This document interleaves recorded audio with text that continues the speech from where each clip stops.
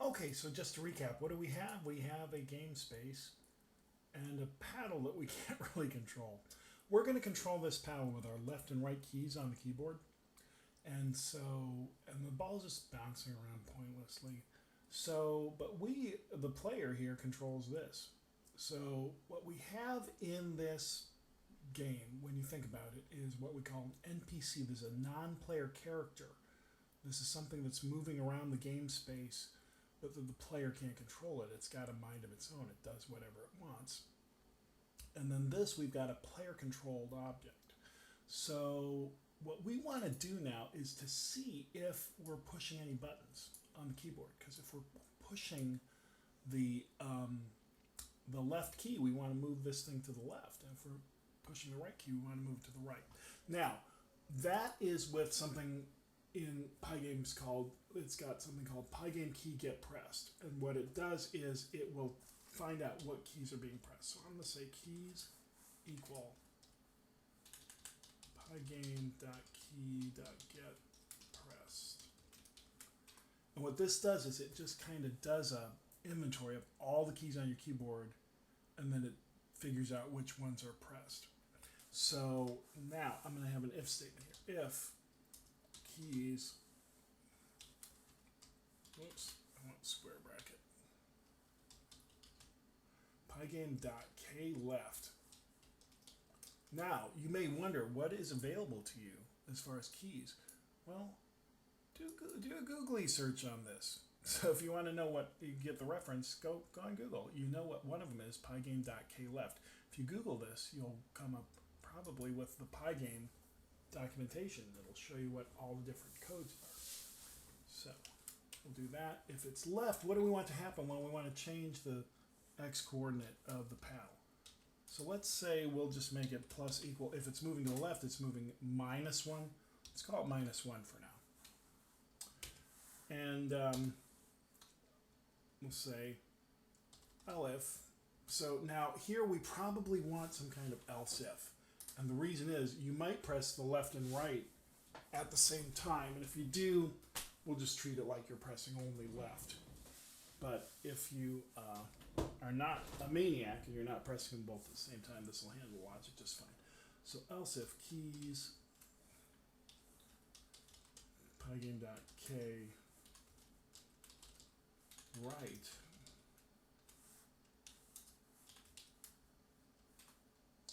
then p x again plus equals 1.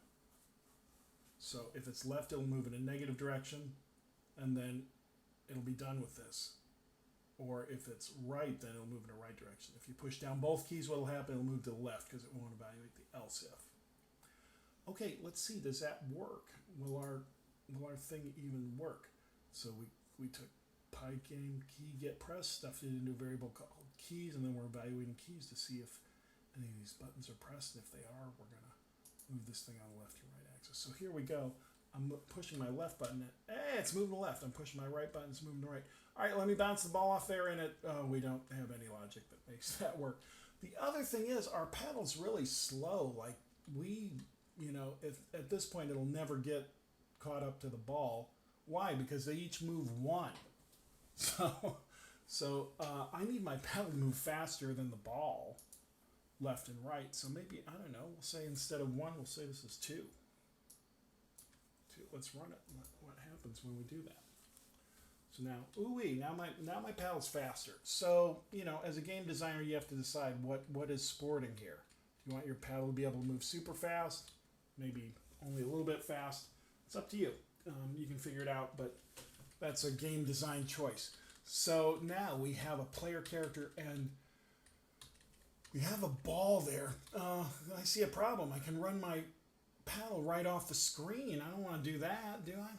So, we kind of want, we don't want it to be able to do that. So we want to be able to stop this paddle from leaving the screen. So that's one problem. The other thing is the ball doesn't bounce if it hits the paddle. So we want to build that functionality into it too. Okay, so took a little break there. So how can we keep this thing from running off the screen? Well, here's one thing we could do. We could say that if px is less than 0, that we set it to 0, right? So we can do that right here. So we can say if px is less than 0, px equals 0, right? And because we know that it can't hit both the left boundary and the right boundary at the same time, we can say elif px, x is greater than what? Well, I mean, remember, the x coordinate's the upper left corner of the thing. So it would have to be screen width, so wide, minus the paddle width, right? So let's try that. Px is greater than wide minus pw. Everybody see why that works?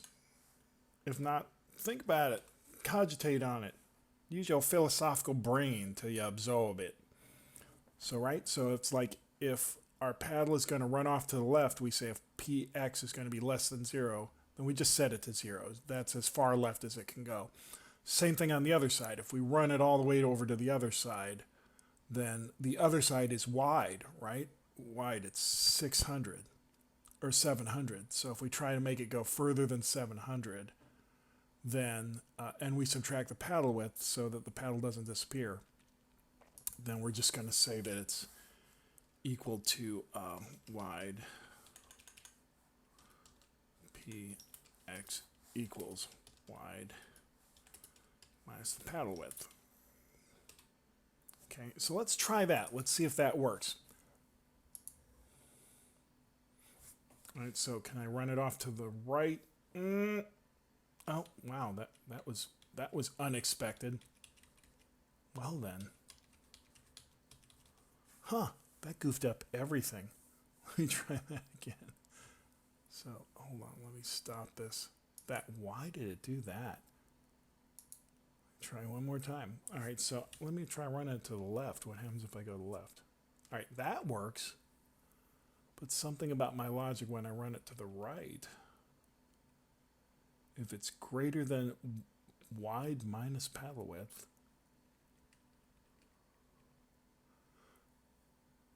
okay, so it triggered it at the right time. If it's greater than wide minus paddle width, then the px equals, wide equals p. Oh, see, there we go. That's why it acted so funny. Everybody funny. Now you funny too. All right, so let's do it again. Okay, will it go off to the left?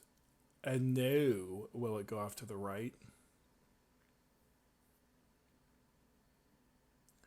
And no. All right, so now we have restricted the movement of the paddle to the playing surface. And what do we want to do? Well, if the ball hits it, we want the ball to bounce and go up.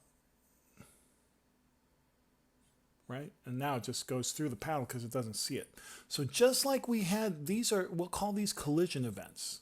The ball collided with something, right? In this case, it collided with the edges of the screen. What we want is for the ball to change its y-axis movement by -1 if it hits this thing. Basically, if it hits the paddle, we want to treat it like it hit the bottom of the screen. So, all right, well, we know what we want this part to be. But, how do we know that the ball hits it? Well, we know we know that the x and y axis is the upper left corner. So what we want is if the bottom of the ball, so what is the bottom of the ball? The bottom of the ball is the x-axis plus the height of the ball. You guys following me here?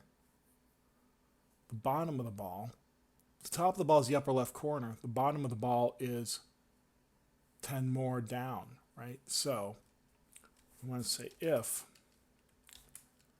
and this is going to be ball X, no, ball Y.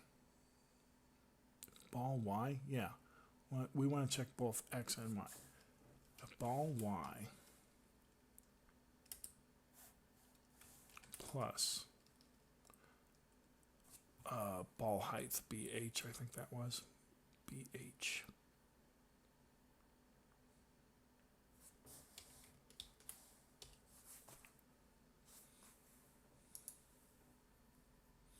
Right, so ball y is this corner plus BH is down the bottom of it.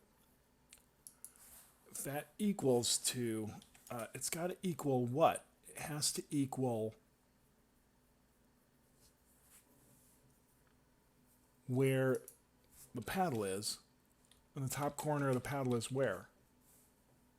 Top corner of the paddle doesn't move in the x and y axis. It just moves in the x-axis. The y is always fixed. So where is the paddle? The paddle y is always going to be 450. So we're going to say that this has to equal 450. And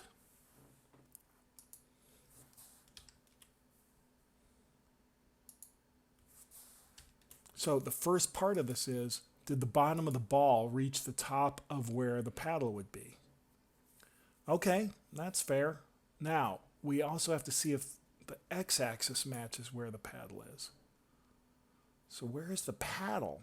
The paddle is at px, that's the left part of the paddle, and the right part of the paddle is the paddle width, px plus 60.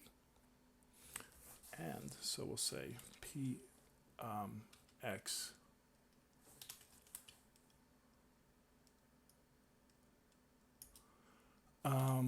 so paddle x, so we want to say if the ball x equals the paddle x, right? So that's part of it.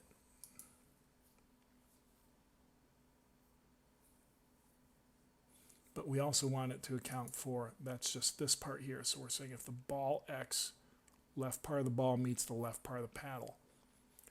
But it's not quite that, because basically we want it to be all the way over to here too. If the ball x falls anywhere along here. So this is a start. This would tell us if it matched up exactly. But what we should say, if ball x is greater than or equal to px I'm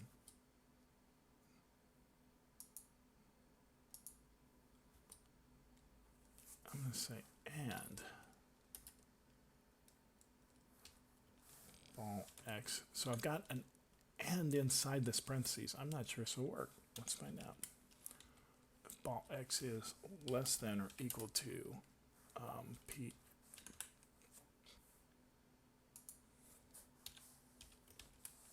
px plus paddle width.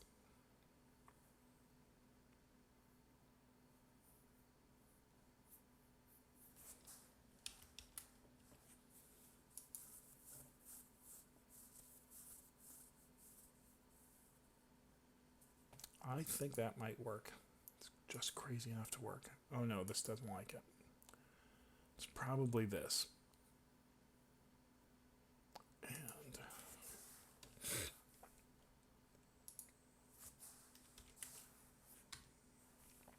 nope, it definitely doesn't like that.